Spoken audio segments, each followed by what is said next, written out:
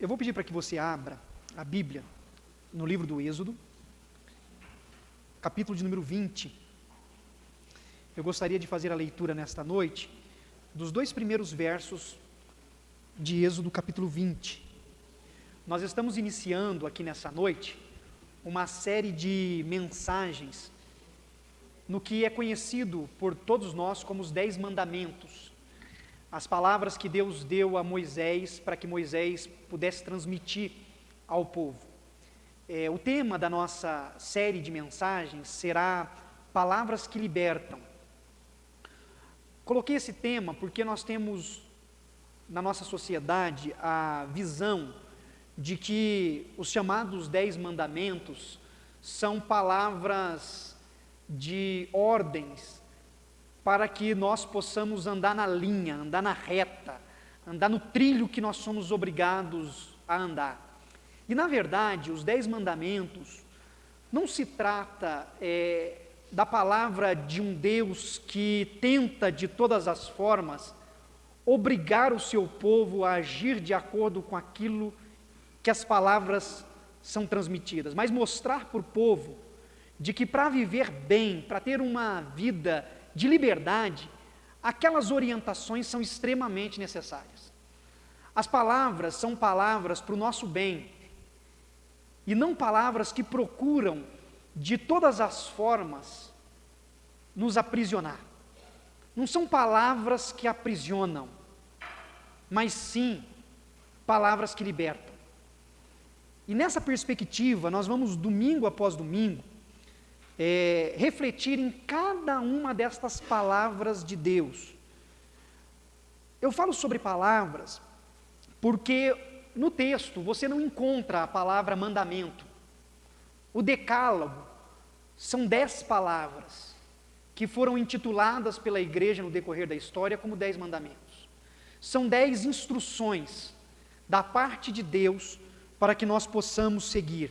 A expressão bíblica são palavras. E assim nós encontramos no capítulo 20, versículo 1 e 2, a seguinte palavra de Deus. Então falou Deus todas estas palavras.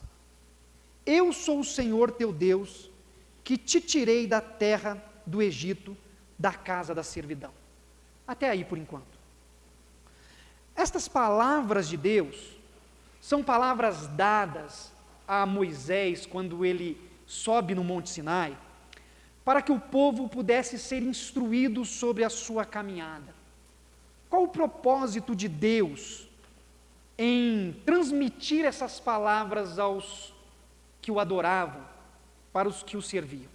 Quando nós voltamos no capítulo 19 do livro do Êxodo, no versos 5 e 6, nós encontramos a direção de Deus para o seu povo, dizendo assim, capítulo 19, versículos 5 e 6.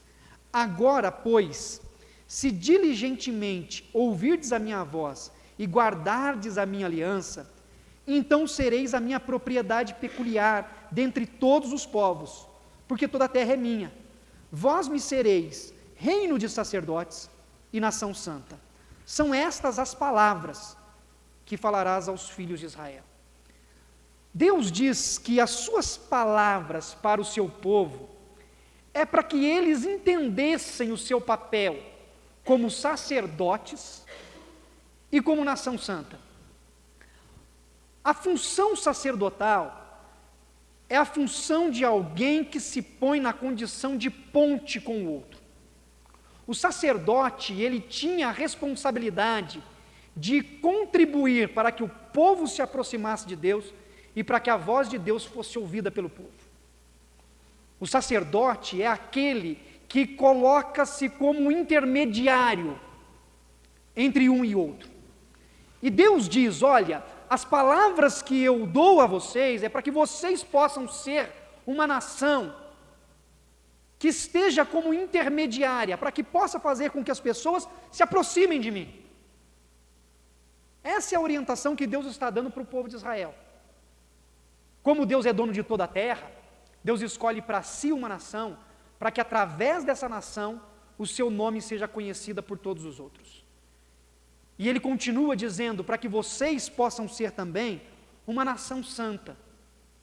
para que as pessoas possam, ao olhar para vocês, verem a forma como se deve viver, verem como é a forma que se deve conduzir a vida, verem qual é o comportamento, as atitudes que são as melhores a serem abordadas no cotidiano de vocês. As palavras de Deus, dadas a Moisés para que fosse entregue ao povo, era para que o povo pudesse viver da melhor forma possível, como uma nação que entendesse o seu papel sacerdotal e que pudesse viver como exemplo para a sociedade na qual eles estariam inseridos. E aí então, Deus traz ao seu povo, ao seu reino de sacerdotes, à sua nação santa, algumas palavras para que eles pudessem ter o norte para seguir. João Calvino, reformador da igreja, ele explicitou algo que eu acho importante a gente trazer à memória na nossa reflexão sobre essas 10 palavras. João Calvino, ele fez uma diferenciação em relação àquilo que nós encontramos no Antigo Testamento como lei. Lei cerimonial e lei moral. O que é a lei cerimonial? A lei cerimonial foi todo o procedimento, toda a ordem dada por Deus para que as pessoas pudessem compreender aquilo que Ele faria através da pessoa de Jesus Cristo. Quando você vê o tabernáculo, quando você vê no Antigo Testamento a Arca da Aliança, quando você vê no Antigo Testamento a escolha de uma tribo específica para dirigir o culto, que é a tribo de Levi, quando você vê todas essas coisas no Antigo Testamento, tudo isso é cerimonial. Todas essas coisas apontam para a pessoa de Jesus. As festas, a guarda do sábado, tudo isso se refere a questões cerimoniais, que com a vinda de Cristo, isso se torna o que era de fato para ser, sombra. Por isso que nós não adoramos com a Arca da Aliança, por isso que nós não dizemos que o louvor são os levitas, porque todos nós somos o povo de Deus e adoramos o Senhor. Todas essas coisas que eram cerimoniais, em Cristo, foram concretizadas. Aí nós temos a lei moral. A lei moral é a lei que trata do comportamento humano, que fala sobre erros, equívocos, pecados, como a mentira, o adultério, e muitos outros que nós encontramos, inclusive, nessas 10 palavras de Deus. A lei moral, diferente da lei cerimonial, ela não foi abolida, mas ela foi vencida. Com o sacrifício de Cristo na cruz, até mesmo as falhas morais que temos não são suficientes para arrancar de nós o que foi conquistado na cruz por meio de Jesus, o sacrifício. Por isso que, mesmo quando falhamos, somos pela graça de Deus perdoados, porque a penalidade que a moralidade poderia trazer foi vencida com o sacrifício de Jesus, mas a moralidade não foi suprimida, ela ainda vigora. Quando nós agimos de maneira correta pela graça de Deus, nós louvamos o nome do Senhor ao invés de ceder ao desejo do coração humano. Essa lei moral é algo que nós precisamos pedir para que o Espírito de Deus nos ajude a seguir, para que nós possamos viver bem, para que nós possamos caminhar em paz, com menos problemas possíveis, porque quanto mais erramos, mais problemas nós mesmos causamos e mais sofremos com os erros que nós cometemos. E a palavra de Deus é uma instrução para que nós venhamos a viver livres de nós mesmos. Porque se depender da gente, a gente se aprisiona. Se nós seguirmos o nosso próprio coração humano, a gente fica refém dos nossos próprios desejos.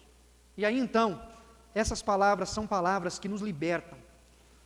Porque apesar da ação em Cristo de cancelar a maldição da lei moral, nós temos instruções para que nós possamos seguir em santidade e retidão, para que vivamos uma vida para a glória de Deus. O propósito da lei moral é que nós tenhamos a nossa natureza humana revelada. Esse é um dos propósitos, para que os nossos limites, os nossos erros sejam de fato expostos. Não expostos para que os outros vejam, mas expostos para que nós reconheçamos que somos pecadores. A lei moral, ela existe para conter o mal na sociedade. Se não houvesse lei, imagine quantas atrocidades o ser humano não seria capaz de fazê-la. Se até com leis ainda fazem, imagine sem ela. E para orientar o povo de Deus, orientar o caminho que nós devemos seguir. E hoje, eu quero que você pense comigo no que está escrito no versículo 3 do capítulo 20, que é uma das palavras, das 10 palavras que Deus dá ao seu povo. E ele diz assim: não terás outros deuses diante de mim. A primeira palavra do Senhor é: não terás outros deuses diante de mim. Em algumas versões diz: não terás outros deuses além de mim. Deus estava com essa palavra protegendo o seu povo. A nação de Israel, o povo de Deus, acabou de ser liberto da escravidão do Egito. Eles estavam peregrinando em direção a uma outra terra, a terra que havia sido prometida, chamada Canaã. Eles saíram de uma terra em que havia muitas concepções de deuses. O Deus do rio Nilo, o Deus Rã. Haviam deuses e concepções de divindades das mais diferentes possíveis. Inclusive, quando nós vemos o texto das 10 pragas lançadas sobre o Egito, cada uma daquelas pragas se referia a um deus, a concepção de um deus egípcio. Por isso era Deus mostrando ao faraó que ele era maior do que qualquer um destes. Então havia concepções de divindades. Mas não só no Egito, mas na terra a qual eles estavam se dirigindo, Canaã, também havia concepções de deuses naquele lugar. Havia formas de enxergar uma vida com um ser superior. E quando Deus traz essa mensagem a eles, Deus está dizendo: olha, não tenham outro Deus na vida de vocês, além de mim. Porque o perigo era real. Porque o perigo é real. Porque o coração humano, ele pode ser seduzido por outras esferas de poder. Tudo que domina o coração humano se torna uma divindade. Havia deuses naquele tempo da prosperidade, deuses da fertilidade, deuses da guerra, da sexualidade, da imortalidade, e a lista continua. Havia deuses para cada anseio humano. Os deuses são figuras que são criadas para atender necessidades às quais os homens anseiam por recebê-las. E o Criador e sustentador do universo, conhecendo o coração da sua criatura, o coração do homem, que busca ansiosamente pelo que o satisfaz, ele diz: não tenham outro Deus além de mim. Não deixe que outras coisas ocupem os vossos corações. Quando você lê os profetas do Antigo Testamento, você vai encontrar várias figuras de concepções divinas. Artate, a deusa fenícia, que é ligada à fertilidade, à lua, à guerra. Você vai encontrar a fortuna através de Gade, o destino de Meni, que está no livro do profeta Isaías. Você vai encontrar Nisroque, que é um deus assírio da agricultura, que o povo adorava para que a terra produzisse. Você vai ver isso em 2 Reis. Você vai ver Dagon em Josué, que é um deus semita também da agricultura. Você vai ter Baal, um deus que era muito adorado pelos povos. E a lista continua. Jesus, inclusive, personificou o dinheiro como Mamon, dizendo que o dinheiro pode se tornar um deus no coração humano. E nós vivermos na total e completa dependência dele. A mitologia grega, ela personificou a busca da satisfação humana através de figuras que são consideradas figuras divinas na literatura. Zeus, que era um deus mulherengo, Afrodite, que era a deusa da sexualidade, Ares, que é o deus da guerra, Hera, que é o deus do matrimônio, do parto, da família, Dionísio, que era o deus da bebedeira, das festas, e a lista continua. Quando nós olhamos para toda essa criação humana de figuras divinas, o que isso significa é o seguinte: que nós sabemos que esses deuses não existem, mas que estas coisas que eles representam pode causar no nosso coração idolatrias, pode arrebatar o nosso coração.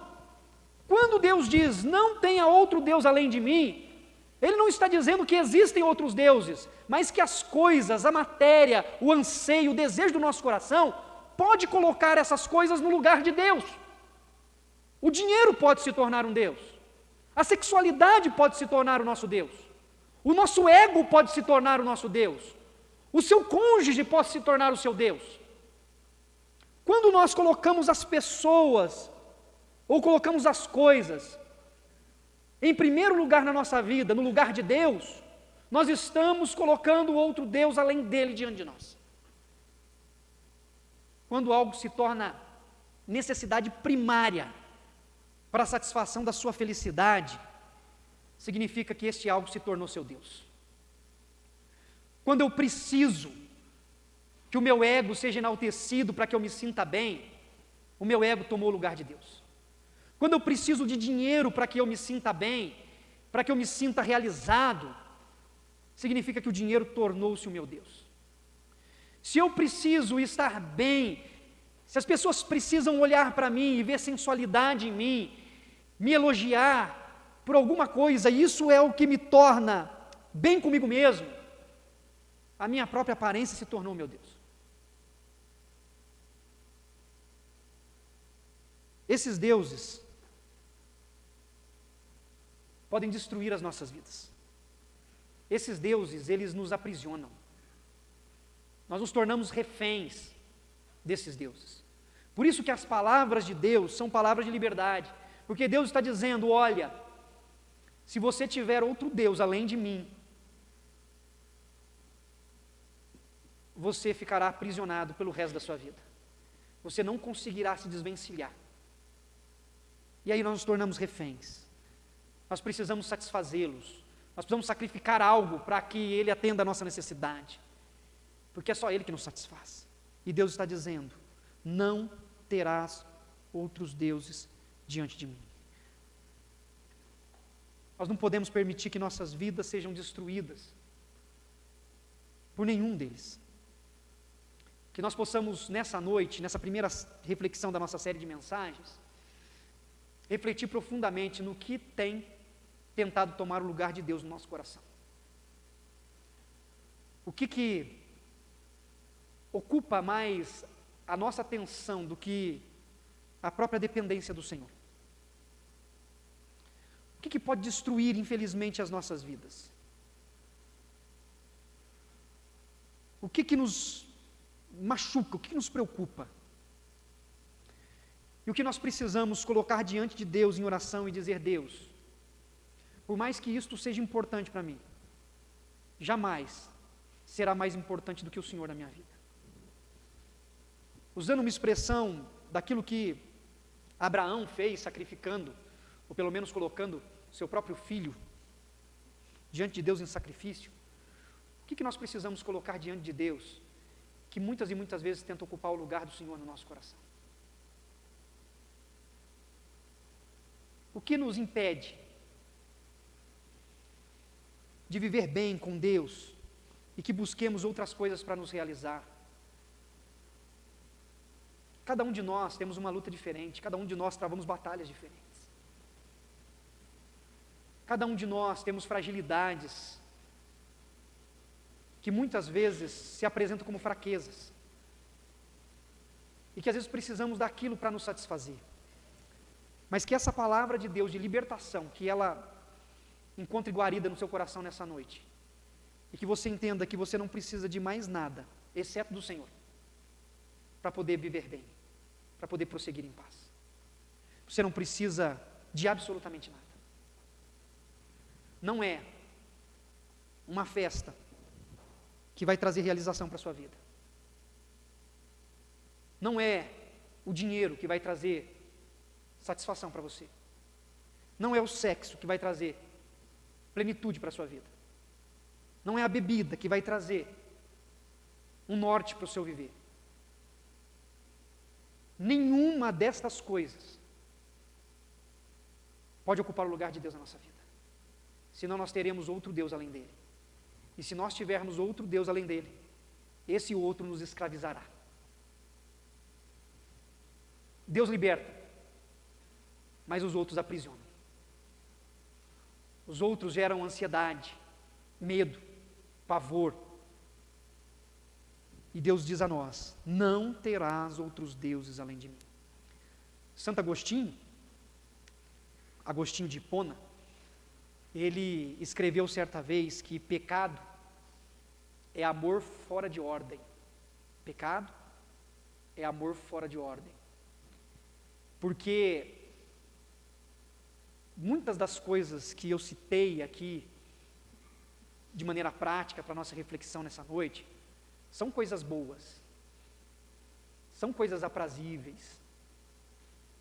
Só que se ela estiver fora de ordem,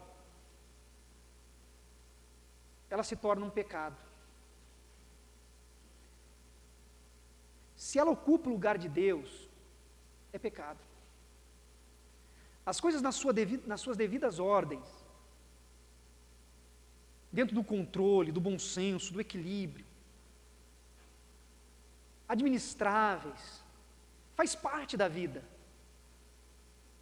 Mas quando elas invertem, elas se tornam um pecado. Por isso o pecado é amor fora de ordem.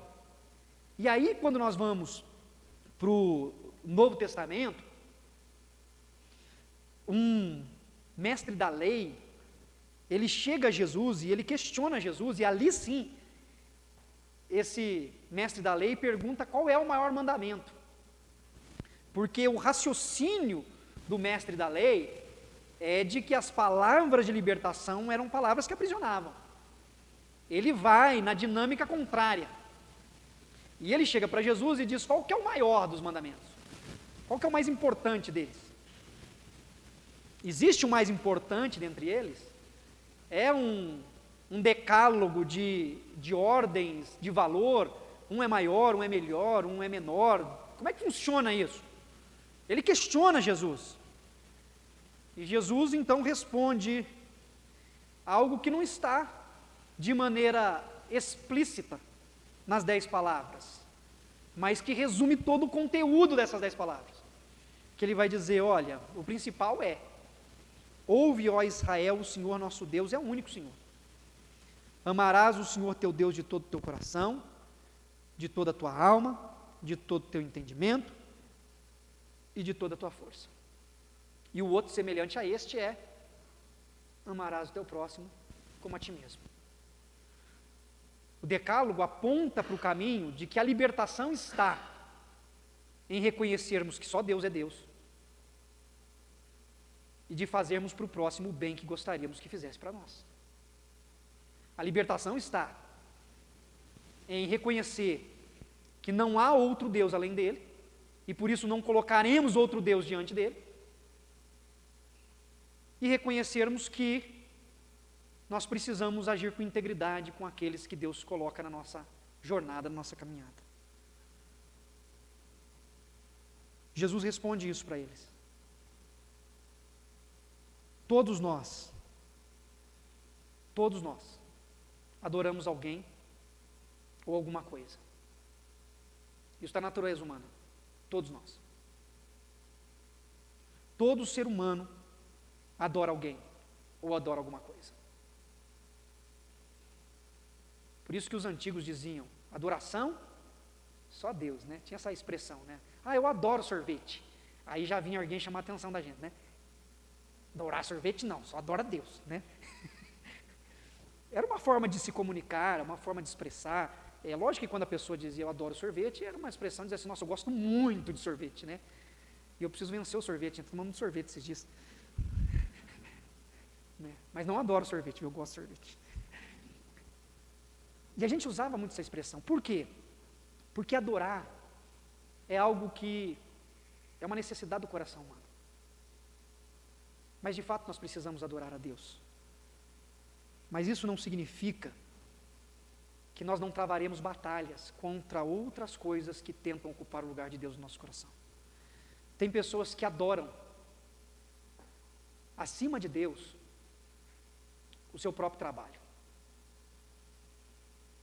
Tem pessoas que o trabalho é tudo na vida dela. Tudo. Tem pessoas que amam o poder, a necessidade de dar a última palavra, de mostrar o caminho, de dar o norte. Sou eu quem mando. O poder é um Deus que ocupa o coração humano. Tem pessoas que amam o seu cargo, que se vangloriam, que se sentem maiores, melhores, pelo cargo que ocupa, pela posição que tem na sociedade. Tem pessoas que amam os seus objetos, que amam um carro, mais do que qualquer coisa. Tem pessoas que adoram a conta no banco, que a razão da sua existência se dá pelo quanto tem guardado. A pergunta que nós precisamos fazer é o que nos escraviza. A pergunta que você precisa fazer é o que o escraviza. O que tenta tomar o teu coração? Porque olhando para o que ou quem lhe escraviza, é que você também conseguirá olhar de maneira mais clara para o único que pode te libertar, que é Jesus Cristo. Jesus disse uma palavra no Evangelho de João, capítulo 8, versículo 32, que ele disse assim: conhecereis a verdade, e a verdade vos libertará. Essa verdade não é um conceito, essa verdade é a pessoa de Jesus, é Jesus. Quando nós conhecemos o Deus verdadeiro que se fez carne, e entendemos o seu Evangelho, que é a própria pessoa de Jesus, aí sim somos libertos. Conhecereis a verdade vos libertará, é a pessoa de Jesus. Porque todas as outras coisas nos escravizam, mas Jesus nos liberta. Portanto, que não tenhamos nenhum outro Deus diante de nós, que não seja Jesus Cristo, o nosso Senhor.